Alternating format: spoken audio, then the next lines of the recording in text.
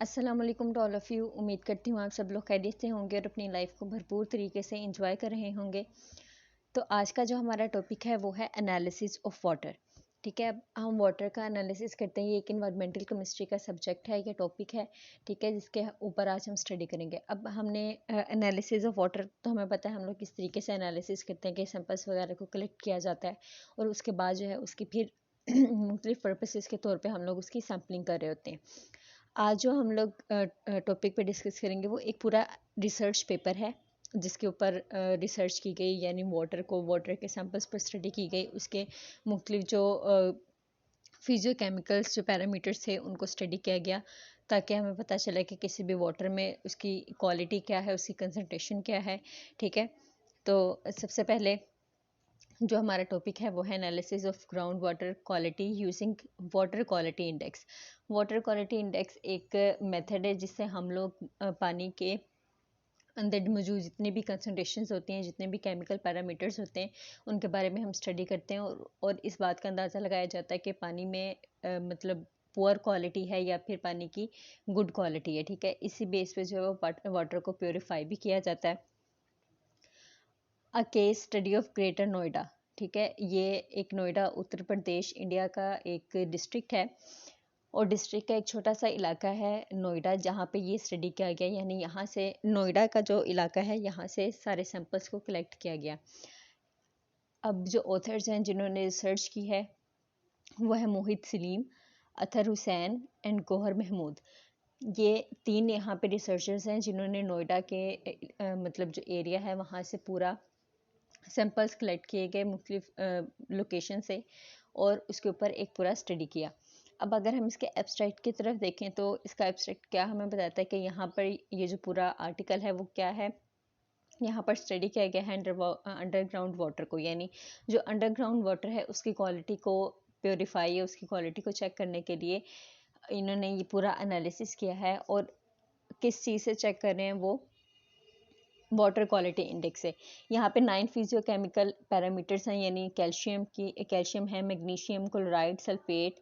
ये पूरे यहाँ पर 9 हमारे पास फिजियो केमिकल पैरामीटर्स हैं जिनके ऊपर इस पूरे रिसर्च आर्टिकल में स्टडी किया गया है। ठीक है, और अब इन इन पैरामीटर्स को तो स्टडी कर लिया, लेकिन जो सैंपल्स हैं वो एक सैंपल से हम लोग स्टडी नहीं कर सकते। ठीक है, अगर कंसनट्रेशंस को हमने कंपेयर करना होता है तो उसके लिए हमें किस चीज़ की ज़रूरत होती है कि अलग अलग सैंपल्स हमारे पास मौजूद हों। अगर अलग सैंपल्स हमारे पास मौजूद होंगे तभी हम लोग कंसनट्रेशंस को कंपेयर कर पाएंगे। तो नोएडा के इलाके से ही 10 मुख्तलिफ लोकेशन से जो है वो सैंपल वाटर का कलेक्ट किया गया और ये सारा जो प्रोसेस हुआ है वो 2015 में किया गया।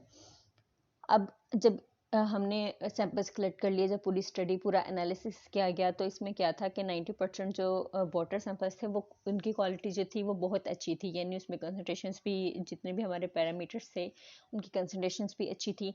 और जितना भी वहाँ पे अगर हम देखें कि वाटर बॉडीज जो थी उसकी कंसनट्रेशन भी मतलब अच्छी थी।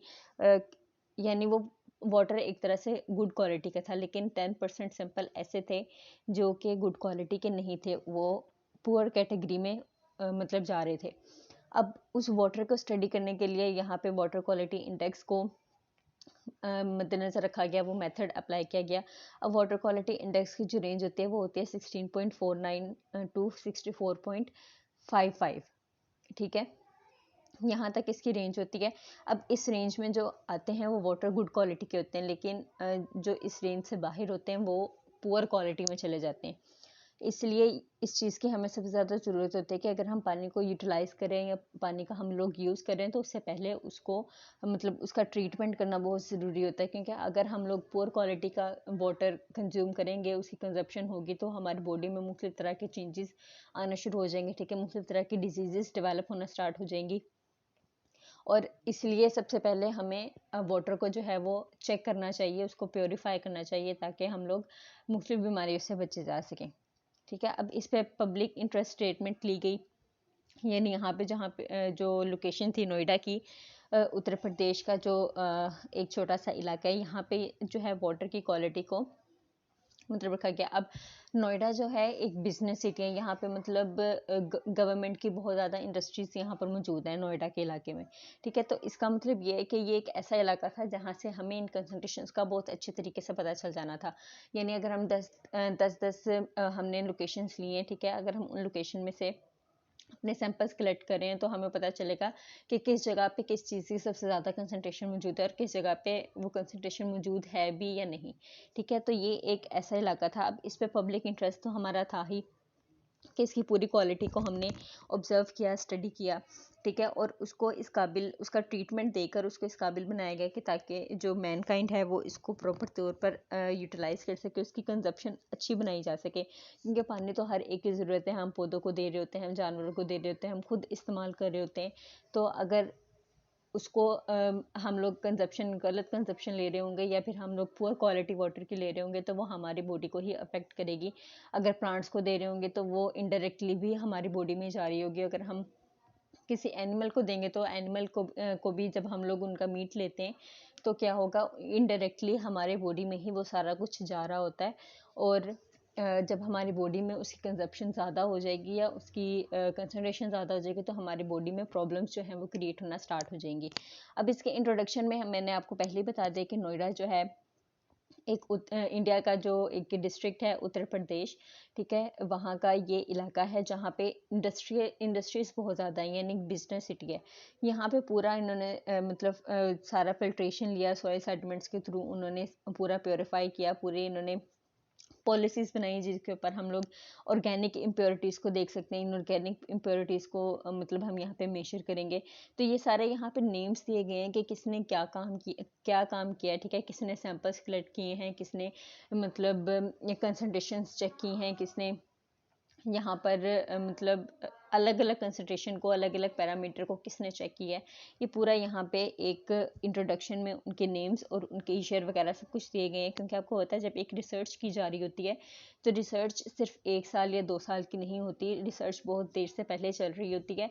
उसके ऊपर एनालिसिस बनाना, उसके ऊपर पूरी एक थ्योरी बनाना, वो मतलब जब उसको पब्लिश किया जाता है तो हमें लग रहा होता है कि सिर्फ ये इसी साल का काम है, लेकिन उससे पीछे बैकग्राउंड पे बहुत ज़्यादा चीज़ें चल रही होती हैं जिससे हमें हर तरीके का सैंपल जो है उसको हम इजीली स्टडी करते हैं, आराम से लेते हैं। क्योंकि टाइम इंटरवल्स हमें बहुत ज़्यादा चाहिए होते हैं कि किस टाइम पे हमारे पास पानी में किस चीज़ की कंसंट्रेशन सबसे ज़्यादा और किसकी कंसंट्रेशन सबसे कम है, ठीक है। इसके बाद है स्टडी एरिया की हम बात करें तो स्टडी एरिया आपको पता है कि ये नोएडा का इलाका है, ठीक है, जहाँ से हमने सैंपल लिया है, जहाँ मतलब जहाँ के पानी को यानी ग्राउंड वाटर को हमने स्टडी किया। ये गौतम बुद्धा नगर की लोकेशन में पाया जाता है, ठीक है, इंडिया के उत्तर प्रदेश जो स्टेट है यानी डिस्ट्रिक्ट वहाँ पे है।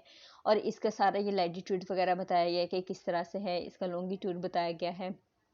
अब यहाँ पे कितनी पॉपुलेशन है, कितने यहाँ पे विलेजेस मौजूद हैं, ये सारा कुछ यहाँ पे इसका एक पूरी डिटेल में बताया गया है, ठीक है। ये सारा जो रीजन आता है ये नेशनल कैपिटल टेरिटरी में आता है, यानी इंडिया की जो नेशनल कैपिटल है दिल्ली, ठीक है, उसके रीजन में ये नोएडा का इलाका आ रहा होता है। इसके बाद जो है टोटल लैंड का अगर हम इसमें कवर करें तो ये पूरा यहाँ पे इसका एक मैथमेटिकल न्यूमेरिकल दिया गया है, ठीक है, जिससे हम लोग ये देख सकते हैं कि कितने कितने इनके लैटिट्यूड्स हैं, कितने इनका लैंड कवर है, कितने इनके लॉन्गिट्यूड्स हैं, ठीक है, कितना एरिया इनका कमर्शियल है और कितना इनका इंस्टीट्यूशनल है। अब यहाँ पे नेटवर्क वगैरह, इसमें सीवरेज का निज़ाम कैसा है, वाटर सप्लाई किस तरह से की जाती है, इनका ड्रेनेज का जो सारा मामला है वो किस तरह है, वो सारा कुछ यहाँ पे डिस्कस किया गया है स्टडी एरिया के इस पॉइंट में, ठीक है। अब यहाँ पे आपको एक पिक्चर नज़र आ रही है, तो ये पिक्चर भी सारी ये मैप शो कर रहा है कि ये किस जगह में मौजूद है, ठीक है। ये आपको नज़र आ रहा होगा कि ये है नोएडा, ये नोएडा का इलाका है जो कि दिल्ली में जो दिल्ली का रीजन है उसके अंदर आता है और ये उत्तर प्रदेश के डिस्ट्रिक्ट में मौजूद है। नेक्स्ट हम बात करते हैं सैम्पलिंग एंड एनालिसिस। अब सैम्पलिंग किस तरह से की गई, ठीक है, जो टोटल नंबर लिए गए सैंपल्स के वो हमने 10 डिफरेंट लोकेशन से लिए थे नोएडा के, ठीक है, उनको स्टडी किया गया, उनको कलेक्ट किया गया, ठीक है। अब हर एक पे जो सैम्पलिंग है उसको हमने अलग अलग तरह से मेंशन किया, ठीक है। जो भी हमने सैंपल कलेक्ट किया उसके ऊपर हमने पॉइंट लगा दिया, उसको लेबल कर दिया कि हमने नोएडा के इस इलाके से ये वाला सैंपल लिया है, ठीक है। अब सैंपल्स के सोर्सेज उन्होंने कौन कौन से लिए थे? जो गवर्नमेंट के हैंडपम्प्स थे, जो गवर्नमेंट ने लगाए थे, जो जनरल हैंडपम्प्स थे, जो ब्रोवेल्स थे, ठीक है, जो जो भी मतलब वहाँ पे इस तरह के पंप्स वगैरह थे जहाँ से अंडरग्राउंड वाटर की सप्लाई की जाती थी, वो सारे उन्होंने वहाँ उन लोकेशंस को लिया और वहाँ से अपने अपने सैंपल्स जो है वो कलेक्ट कर लिए गए, ठीक है। इस तरह से सारे डीमेरिट्स वगैरह उनको स्टडी किया WHO की मदद से, ठीक है। WHO आपको पता है कि वर्ल्ड हेल्थ ऑर्गेनाइजेशन एक पूरा हमारे पास स्टेट है जहाँ से हमें पता चलता है क्या चीज़ हमारे लिए ज़रूरी है, क्या चीज़ हमारे लिए ज़रूरी नहीं है, किसके मतलब हज़ार्डस जो हमारे पास सिम्टम्स हैं वो कोज हो रहे होते हैं, किस चीज़ की वजह से हमें मतलब डिजीज़ हो रही होती हैं, ये सारा WHO के मामले में आता है, ठीक है। ये सारा कुछ वो डिसाइड कर रही होती है, ठीक है। अब हमारे पास है वाटर क्वालिटी इंडेक्स डिटर्मिनेशन। अब हमने सैंपल्स ले लिया, ठीक है। सैंपल्स को हमने अच्छे तरीके से स्टडी कर लिया।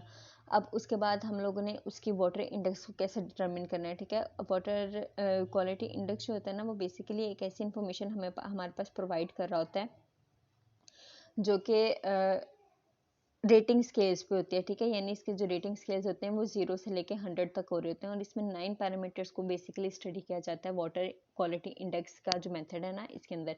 वो 9 क्वालिटी जो पैरामीटर्स हैं वो मैंने आपको बताए, जो कि है कैल्शियम, मैग्नीशियम वगैरह, और जो हम टोटल हार्डनेस मतलब स्टडी करते हैं, उसके अल्कलिनिटी को जो हम लोग स्टडी कर रहे होते हैं, कितने सॉलिड्स जो हैं वो उस सैंपल में डिसॉल्व होते हैं, वो सारा कुछ इसमें हम लोग स्टडी कर रहे होते हैं और उसका वेट वगैरह हम लोग करते हैं, उसके सारे डीमेरिट्स हम लोग करते हैं, ठीक है। अब यहाँ पे एक केमिकल इक्वेशन आपके पास आ रही है, ठीक है। ये सारा कुछ हमारे पास एक इक्वेशन आ रही है जिसके थ्रू हम लोग इसका इंडेक्स फाइंड करके हम लोग एक टेबल क्रिएट करते हैं जिससे हमें पता चलता है कि किस तरीके से हमारे पास कितनी कंसंट्रेशन आ रही है, ठीक है। अब कंसंट्रेशन जितनी भी आएगी किसी भी पैरामीटर की, वो सारा कुछ हमें बताएगा कि अगर उसकी क्वालिटी लो है तो वो हमारे लिए हज़ार्डियस है या नहीं है, वो फैटल डिजीजेस कोज कर सकती हैं या नहीं कर सकती, ठीक है। अब अगर किसी कंसंट्रेशन नॉर्मल है, ठीक है, जितनी रिक्वायर्ड होती है वो कितने किस सैंपल में है, ठीक है। इसके अलावा अगर किसी में हाई कंजप्शन हो रही है यानी हाई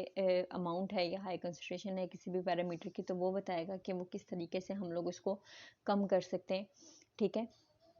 नेक्स्ट हम बात करते हैं जो भी हमने वाटर इंडेक्स क्वालिटी को जो हमने डिटर्मिन किया उसके हमारे पास रिजल्ट्स क्या क्या है, ठीक है। सबसे पहले यहाँ पे उन्होंने हमें बताया कि नोएडा जो है ये एक उत्तर प्रदेश का एक बिजनेस सिटी है जहाँ पे इंडस्ट्रीज़ बहुत ज़्यादा हैं और यहाँ पे मतलब गवर्नमेंट का बहुत ज़्यादा यहाँ पे काम है।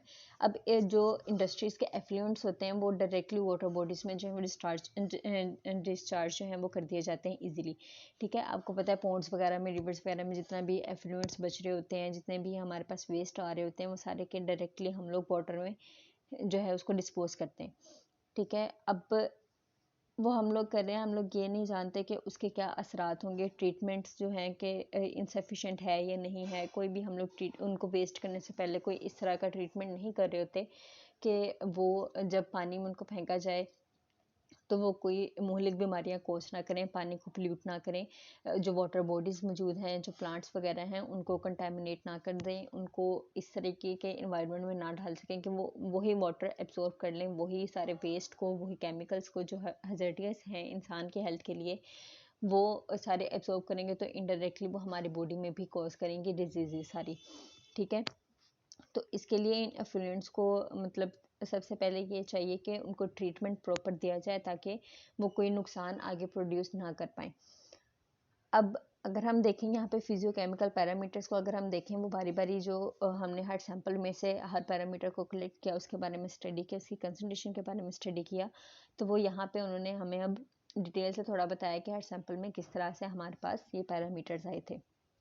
अब अगर हम बात करें कैल्शियम की, कैल्शियम आपको पता है कि हमारी बॉडी में मस्कुलर कंसंट्रेशन को जो कंट्रैक्शन होती है उसको कॉज कर रहा होता है, ठीक है। वो सर्व उसकी तरह काम कर रहा होता है, मसल कंट्रैक्शन के लिए काम कर रहा होता है, ब्लड क्लोटिंग अगर हमें कोई डैमेज हो जाता है, ठीक है, तो मतलब चोट वगैरह लग जाती है, ब्लीडिंग होती है, तो उसको ब्लड क्लोटिंग के लिए हम लोग ये कैल्शियम जो है वो अपना किरदार करता है और नर्व ट्रांसमिशन के तौर पे भी ये यूज़ करा जाता है। लेकिन अगर हम कैल्शियम की लो अमाउंट लेंगे तो वो किस चीज़ का रिस्क इंक्रीज़ करती हैं, वो ये नेफ्रोलिथेसिस इनको कोज करते हैं, जो नेफ्रॉन का सारा हमारा प्रोसेस है उसको लो कर देते हैं। ओस्टियोपोरोसिस होती है, हाइपरटेंशन हो रही होती है इससे, कोलोरेक्टल कैंसर जो है वो प्रोड्यूस हो रहे होते हैं, कोरोनरी आर्टरीज के लिए डिजीजेज होती हैं, ओबेसिटी हो रही होती है, ठीक है, इंसुलिन की रेजिस्टेंस जो है वो मतलब इंक्रीज कर जाती है।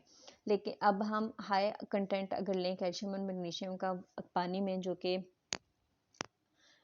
ये सारी चीज़ें कॉज कर रही होती हैं जो भी हमारे पास हैं, तो ये एक हमारे लिए इनको अवॉइड करना चाहिए, क्योंकि अगर हाई कैल्शियम और हाई मैग्नीशियम होगा तो उससे क्या होगा, जो हमारे किडनीज हैं, जो हमारे ब्लेडर हैं, उनके अंदर जो स्टोन्स है ना वो बनना स्टार्ट हो जाएंगे। किडनी स्टोन और ब्लैडर स्टोन का जो है वो कॉज बन रहा होता है अगर हम हाई कंटेंट लेंगे कैल्शियम और मैग्नीशियम का, ठीक है। अब हाईएस्ट कैल्शियम की वैल्यू जो ऑब्जर्व की गई वो कितनी की गई थी, वो 88 mg जो है वो इंडेक्स पे जो हमारे पास शो हुई है, आपको ग्राफ में शो हो रहा होगा कि हमें जो हाईएस्ट 10 है, ये S10 पर जो हमारे पास वैल्यू शो हुई थी वो हाईएस्ट कितनी थी 88, और अगर हम लोएस्ट देखें तो वो तकरीबन 11 बन रही थी, 11 mg, ठीक है। अब S6 और S8 में जो है हमारे पास ये एक डिफरेंस था, S1 में हमारे पास 11 थी और S10 में हमारे पास जो है वो 88 थी।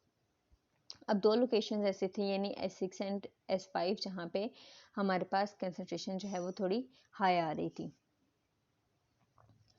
अब हमारे पास जो नेक्स्ट पैरामीटर है वो है मैग्नीशियम। अब मैग्नीशियम की डेफिशिएंसी की अगर हम बात करें तो ये बहुत सारे रिस्क जो है वो ह्यूमन में जो है वो इंक्रीज कर रहा होता है, यानी अगर मैग्नीशियम की कमी होगी तो हमें हाइपरटेंशन रहेगी, ठीक है, उसको कंस्ट्रिक्शंस रहेगी, एथेरोस्क्लेरोटिक वेस्कुलर डिजीजेज हमारे पास रहेंगी, कार्डिक एक्लेम्शिया होगा, ठीक है, जो प्रेग्नेंट वुमेन्स होती हैं उनके अंदर ये कार्डिक एक्लेम्शिया होता है, यानी हार्ट बीट जो है वो कम होना स्टार्ट हो जाती है, एक्यूट मायोकार्डियल इन्फेक्शंस होंगे हमें, ठीक है, ओस्टियोपोरोसिस होना स्टार्ट हो जाएगी।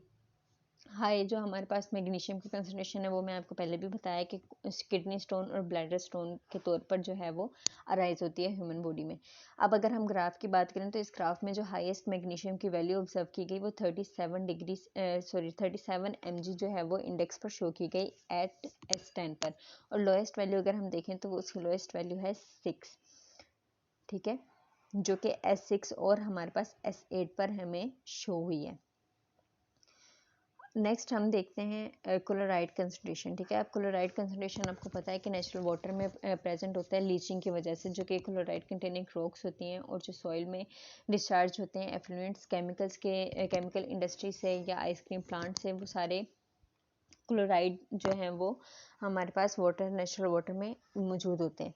अगर हम हाई कंसंट्रेशन लेंगे इसके क्लोराइड की तो ये क्या होगा, हमारे हार्ट के लिए और हमारी किडनी के लिए बहुत सारी डिजीज़ जो हैं, ऐसी डिजीज़ जो हार्मफुल होती हैं वो कॉज करेगा, और इसके अलावा इंडाइजेशन होगा, टेस्ट पैलेटेबिलिटी होगी, ठीक है, टेस्ट ख़राब हो जाएगा आपका पूरा, क्रोजन होगी, ये सारी चीज़ें हमारे हाई कंसंट्रेशन ऑफ क्लोराइड की वजह से कॉज हो रही होती हैं। नेक्स्ट अगर हम बात करें तो इसके हाईएस्ट वैल्यू जो हमने ऑब्जर्व की है इस ग्राफ में, या जो हमने वाटर क्वालिटी इंडेक्स जो हमने डिटर्मिनेशन की थी उसमें हमारे पास 170 mg आई थी S10 पर, और लोएस्ट अगर वैल्यू देखें तो वो 16 हमारे पास थी S6 पर, ठीक है। नेक्स्ट हमारे पास जो है सल्फेट कंसनट्रेशन। अब सल्फेट क्या है, कंटेमिनेटेड वाटर और जितना भी वेस्ट वाटर होता है उसमें सल्फेट की जो कंसनट्रेशन होती है वो सबसे ज़्यादा हाई होती है, क्योंकि उसमें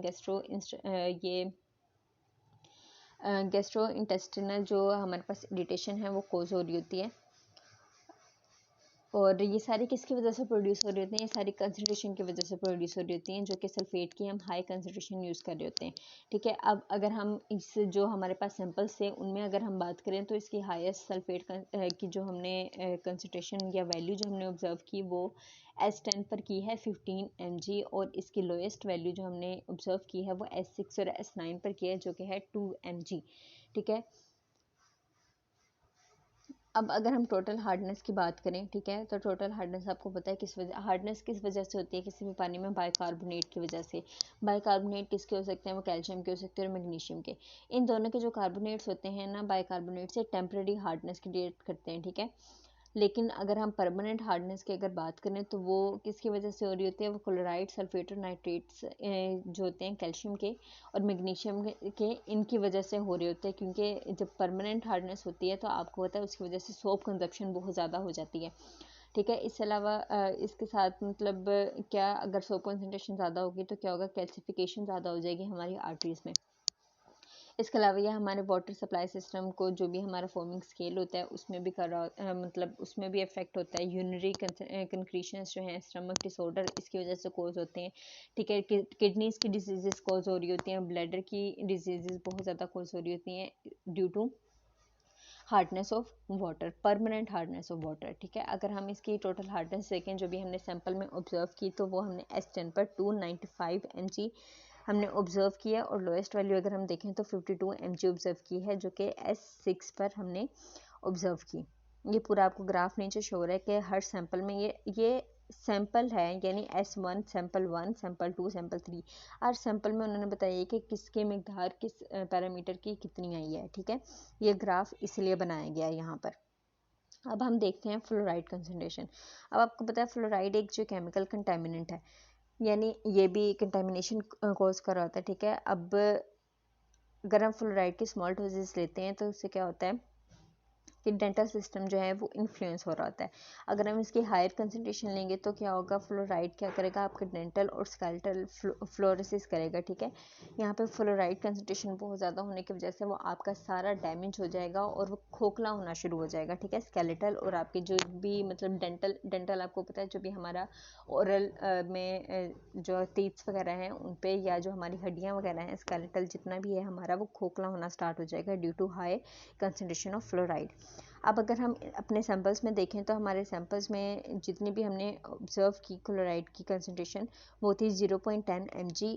हर लोकेशन में फ्लोराइड की जो कंसंट्रेशन थी वो सेम थी, यानी 0.10 mg। अब हम नेक्स्ट बात करते हैं नाइट्रेट कंसंट्रेशन की। तो नाइट्रेट कंसंट्रेशन आपको पता है नाइट्रेट कहाँ पाया जाता है, कि अंडरग्राउंड पाया जाता है, ग्राउंड वाटर में लीचिंग की वजह से जो नाइट्रेट की लीचिंग हो रही होती है, पर्कुलेटिंग वाटर्स की वजह से जो सॉइल में हो रहा होता है, यानी जितने भी इन्फेंट वहाँ पर मौजूद होते हैं उनकी वजह से हमारे पास अंडरग्राउंड में या ग्राउंड वाटर में नाइट्रेट की कंसंट्रेशन मौजूद होती है। ठीक है, अब इससे क्या हो रहा है, अगर हम हाई टॉक्सिक नाइट्रेट कंसंट्रेशन लेंगे तो इससे हमारे पास क्या होगा कि कार्डियोवास्कुलर सिस्टम डैमेज होगा, नर्वस सिस्टम को डैमेज करेगा। ठीक है, इसके साथ साथ जो गैस्ट्रिक कैंसर है वो भी प्रोड्यूस कर सकता है। ठीक है, नाइट्रेट ये सारे कोजेज हमारे पास, जो हाई कंजप्शन अगर हम लेंगे नाइट्रेट की तो ये सारी डिजीजेज हमें कोज होंगी। अगर हम अपने सैंपल्स में बात करें तो हमारे सैंपल्स में जो हाईएस्ट नाइट्रेट कंसंट्रेशन जो हमने ली है वो है S10 पर, यानी जो सैंपल 10 है उसमें हमें 9 mg मिली, और लोएस्ट जो थी वो हमारे पास 1 mg थी, जो कि S8 पर हमें, यानी सैंपल 8 में हमें मिली। ये सारी हमारे पास जो कंसंट्रेशन है, ये जितनी भी हमारे पास वैल्यूज़ हैं वो ग्राफ में आपको हर सैंपल में शो हो रही हैं। अब हमारे पास जो नेक्स्ट पैरामीटर है वो है टोटल डिजॉल्व्ड सॉलिड्स का। अब किसी भी वाटर में, किसी भी सैंपल में कि सॉलिड्स कितनी डिजॉल्व हैं उसका भी एक एस्टिमेशन लगाना बहुत ज़्यादा ज़रूरी है। ठीक है, तो अब ये बहुत ज़्यादा हेल्पफुल रहता है कि ये सुटेबिलिटी ऑफ वाटर को हम लोग करें कि वो ड्रिंकिंग के लिए है या फिर एग्रीकल्चर के लिए हम लोग यूज़ करेंगे या फिर इंडस्ट्रियल पर्पज़ के लिए हम लोग यूज़ कर रहे होते हैं। तो ये बहुत ज़्यादा इसकी एस्टिमेशन लगाना बहुत ज़्यादा ज़रूरी हो जाता है, ताकि हम वाटर की सुटेबिलिटी को है वो चेक कर सकें। ठीक है, अब जो टोटल डिसॉल्व सॉलिड्स हैं, ठीक है, वो किसका सम होते हैं, वो potassium, calcium, sodium, magnesium, carbonates, bicarbonates, ये chlorides, organic matters, phosphate and other particles, इन सब का एक मिक्सचर होता है। यानी जो भी टोटल डिसॉल्व सॉलिड्स होते हैं, ये एक्चुअली में यही सारे केमिकल्स होते हैं जिनको हम टोटल डिसॉल्व सॉलिड के तौर पर हम लोग ले रहे होते हैं। अगर हम इनकी हाई कंसंट्रेशन लेंगे, यानी टोटल डिसॉल्व सॉलिड्स की हाई कंसंट्रेशन होगी, तो वो क्या प्रोड्यूस करेगी, वो गैस्ट्रो इंटेस्टिनल इरिटेशन प्रोड्यूस करेगी ह्यूमन बॉडी में। ठीक है, और इसके साथ साथ अगर हम देखेंगे सैंपल में हमारे पास जो हाईएस्ट वैल्यू आई है S10 पर, वो है 701 mg, और लोएस्ट वैल्यू अगर हम देखें तो वो 351 mg आई है S4 पर, और बाकी सारी हमारे पास कंसंट्रेशन जो है वो यहाँ पर शो हो रही है ग्राफ में। नेक्स्ट हमारा पैरामीटर है एल्कलिनिटी। एल्कलिनिटी आपको पता है कि सारा पीएच वैल्यूज़ के ऊपर डिटरमिन कर रहा होता है कि किसी भी चीज़ की वैल्यू कितनी है, पीएच वैल्यू कितनी है। तो अगर हम देखें यहाँ पे हाईएस्ट एल्कलिनिटी वैल्यू जो हमने यहाँ पे सैंपल में फाइंड की है वो है S10 में 230 mg और लोएस्ट अगर हम देखें तो वो है 30 mg S6 पर, ठीक है। अब बाकी सारे सैंपल में जो हमारे पास यहाँ पे सैंपल मौजूद हैं, ये जो ग्राफ में हमें शो हो रहे हैं सारे हमारे पास सारे वैल्यूज़ जो हैं वो हमारे पास शो हो रही हैं। अब वाटर क्वालिटी इंडेक्स की अगर हम बात करें तो ये बेसिकली क्या है, ये फिजियोकेमिकल पैरामीटर्स हैं, वो आपको पता है कि ग्रेटर नोएडा में बहुत ज़्यादा पाए गए, ठीक है। WHO ने जो है पूरी जो प्रेस्क्राइब की थी वैल्यूज़, उसके ऊपर जो है वो बेस करती थी, ठीक है। जितना भी उनका वेटेज था, जितनी भी उनकी अमाउंट थी, वो सारे जब चेक की तो वो सारी उन्होंने एक टेबल में हमारे पास शो कर दी थी, ठीक है, जिससे हमें पता चल गया कि कितनी वैल्यूज़ हमारे पास आनी चाहिए थी। जो रिजल्ट थे उन्होंने क्या रिवील किया था कि जो 10 लोकेशन थी उनमें से वो अगर हम देखें तो वो गुड क्वालिटी की थी, यानी ranges from 2 to 25, 0 to 25 and 26 to 50, ठीक है। लेकिन एक प्लेस ऐसी थी जो 9 प्लेसेस हमने, यानी टोटल हमने 10 डिफरेंट लोकेशन से लिए थे ना, तो अगर हम देखें तो 9 प्लेसेस ऐसी थी या 9 लोकेशन ऐसी थी जो कि मतलब गुड क्वालिटी की थी। 90% की हमने बात की थी ना कि 90% जो है वो गुड क्वालिटी का था और 10% ऐसा था जो कि हमारे पास पुअर क्वालिटी थी। तो इस हिसाब से अंदाज़ा लगाया जाए तो 9 लोकेशंस पे हमारे पास गुड क्वालिटी आई वाटर की, लेकिन एक लोकेशन ऐसी थी जहाँ पे वाटर की क्वालिटी थोड़ी सी यानी मॉडरेटली पुअर कैटेगरी में जा रही थी, यानी वो 51 to 75 जो हमारे पास रेंज थी उसमें जा रही थी, जिसकी वजह से उसको पुअर क्वालिटी का कहा गया था और उसके लिए पूरा प्रॉपर ट्रीटमेंट किया गया ताकि उसको यूसेज से पहले उसको एक ऐसा वाटर बनाया जाए, ठीक है, जो कि हमारे लिए हज़ार्डियस ना हो, जो कि हमें किसी भी तरह की बीमारी जो है वो कॉज ना कर सके। अब हमारे पास अगर हम कंक्लूजन की बात करें तो कंक्लूजन में आपको पता है कि हम लोग क्या कर रहे होते हैं कि जितनी भी हमने रिसर्च की होती है, जितना भी हमने एनालिसिस बनाया होता है, उसकी पूरी डिटेल हम लोग यहाँ पर स्टडी कर रहे होते हैं, ठीक है। अब अगर हम देखें यहाँ पे हमने जो है सैंपल्स लिए थे, ठीक है। अब इस स्टडी में हमारे पास क्या हुआ था, 90% वाटर सैंपल्स तो है जो थे हमने वो गुड क्वालिटी के हमने चेक कर लिए, लेकिन 10% जो थे वो पुअर क्वालिटी के निकले थे, ठीक है। अब वाटर क्वालिटी इंडेक्स के थ्रू उनकी डिटर्मिनेशन की गई, ठीक है, उनकी रेंजेस बताई गई। उसके बाद क्या था कि जब हमें पता चल गया कि यहाँ पे 10% जो है वो कंटेमिनेटेड है, तो उसको यूजेज से पहले कंटेमिनेशन से फ्री करना था ताकि उसको यूसेज के लिए कारआमद बनाया जा सके, ठीक है।